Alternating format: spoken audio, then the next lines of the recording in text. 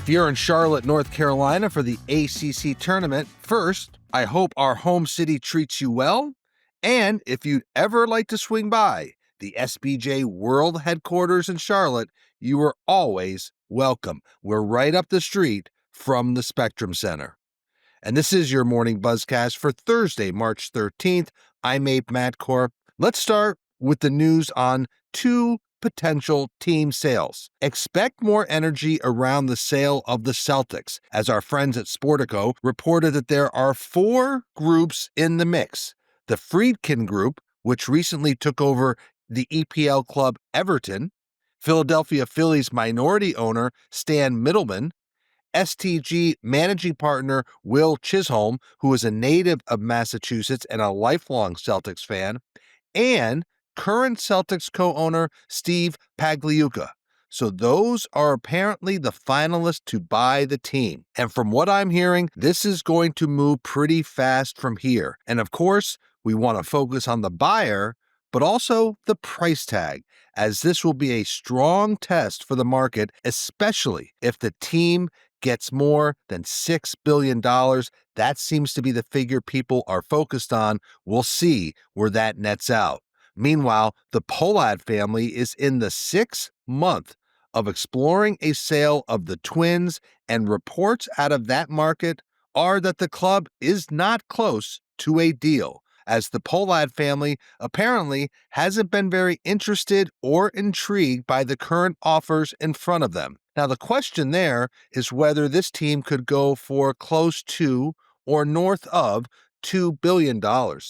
If so, that would be a very healthy deal price. So that's where we are on two teams in the market for sale. Let's move on. There will be a number of interesting storylines around the WNBA this season, much of them focused around the continued growth of the league. But we also know there is this undercurrent of labor issues facing the W. We are seeing that storyline come up more and more. Nafisha Collier said that the WNBA players are internally discussing the possibility of a work stoppage as they continue negotiations on a new CBA. During an upcoming appearance on CBS Sports' We Need to Talk, she acknowledged that no one wants a lockout, but players are prepared for any possibility.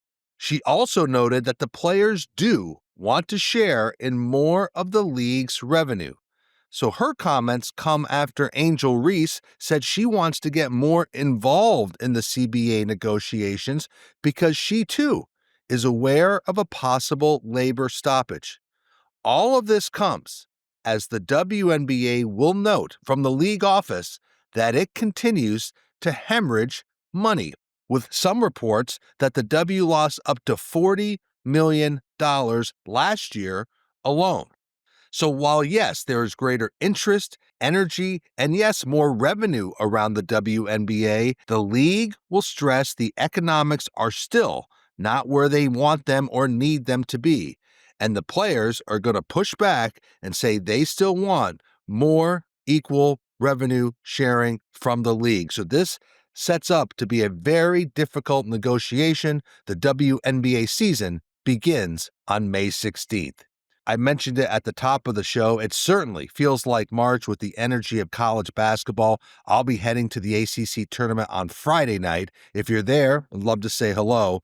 And as we talk so much about revenue in college sports on the Buzzcast, let's not forget that the real driver of revenue for the NCAA is the men's and women's basketball tournaments. The men's tournament accounts for more than $900 million of the $1.2 billion the NCAA took in 2022-23. Remember, the college football playoff, that's not operated by the NCAA. So when it comes to the men's basketball tournament, Warner Brothers Discovery and CBS, they sell all the sponsorship rights on behalf of the NCAA as part of their media deal for the men's tournament. Those sponsorships are sold across all of the NCAA-controlled championships. You can't just buy the men's basketball tournament. You have to buy all of the NCAA championships. And so when it comes to these deals, At your highest level, you have three corporate champions: AT&T, Capital One, Coca-Cola. That's why you see them throughout the month of March. They spend between $30 million and $50 million a year on these deals. The next level is official corporate partners. That's a level below corporate champions. That's Buffalo Wild Wings. That's Geico. That's Home Depot. They pay anywhere between $7 million and $8 million a year, depending on the category. Again, that's why you'll see a ton of ads and branding around those brands during the month of March. Meanwhile, CBS and TNT Sports, they're ready for the tournament. They have sold out of March Madness advertising inventory. This property is very attractive. It comes at a good time of year. You'll see a lot of ads also in insurance categories, pharmaceuticals, auto, banking, travel. So get ready for barrage of ads. Remember, Selection Sunday is this weekend. And this year, CBS will be broadcasting the Final Four. Staying with college sports, Brett Yormark and the Big 12, they have people talking, and they're talking about the conference's postseason tournament basketball court. Yes, have you seen the court at T-Mobile Center in Kansas City? A very unique design. Hundreds of Roman numeral 12 logos stretch from end to end. Very fashion forward. Some love the design, and some do not love the design. And Brett Yormark is all about doing as much as he can to make the Big 12 look and feel young and hip and current. And the Big 12 court is certainly reflective of that. It's part of its partnership with the sportswear brand Undefeated. That's a fashion brand in sports, art, music, and culture. And these bold type of basketball court designs, sure, they're in vogue, and it gets people talking. And that, of course, is what Commissioner Brett Yormark loves. He loves people talking about the Big 12, and as he said, it has become a national story about the court at the Big 12 postseason tournament. Let's stay in college sports. Again, we keep talking about revenue. Here's another unique area. SBJ's Ben Portnoy reported that Arizona's Board of Regents retained WME Sports to assist its three schools. So that's Arizona, Arizona State, and Northern Arizona with a bunch of strategies around revenue, NIL development, revenue generation, brand positioning, media strategies.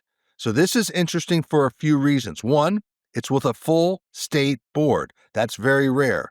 And two, it gives WME Sports access to three schools. So this deal was driven by WME Sports' Mike Zadofsky. And as we know, once the House settlement is approved, schools will be able to share $20.5 million with athletes in 2025.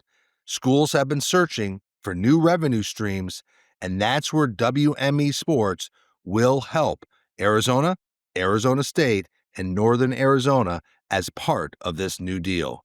Moving away from college sports, F1, staying on track as President and CEO Stefano Domenicali has signed a 5-year renewal with Liberty Media. He will lead the sport through 2029. He has continued to try to grow the sport, grow the fan base, and his next big deal, of course, will be looking for a new U.S. media rights deal. That'll be a good test of the market for F1, as it's known that its current partner, ESPN, will likely not renew, and another major prospect, Fox Sports, isn't likely to be at the table or interested in Formula One at this time.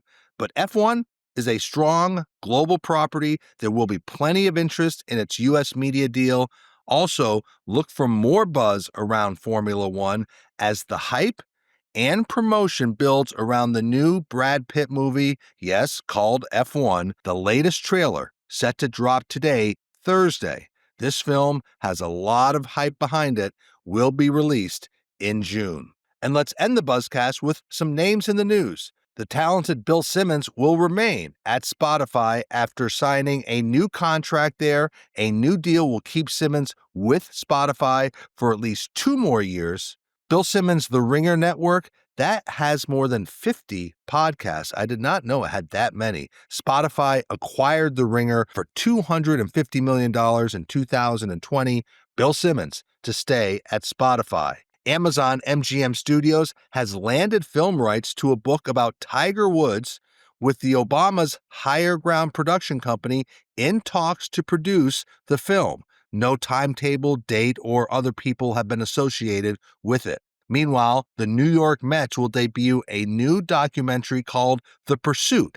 It goes behind the scenes of the team's pursuit and deal for Juan Soto. Part 1 launches this Friday, tomorrow, March 14th. Part 2 next Friday, March 21st. You can see both episodes on the Mets YouTube channel. I checked out the trailer. It's pretty good. It was released earlier this week, so you may want to watch that. And finally, speaking of good trailers, Netflix earlier this week released its final trailer for The Clubhouse, A Year with the Red Sox. That provides a look at the Red Sox 2024 season, which wasn't very exciting, but the trailer looks pretty good. That multi-part docuseries will premiere April 8th. And so that is your morning Buzzcast for Thursday, March 13th. I'm Abe Madcore. Stay healthy, be good to each other. I'll speak to you tomorrow.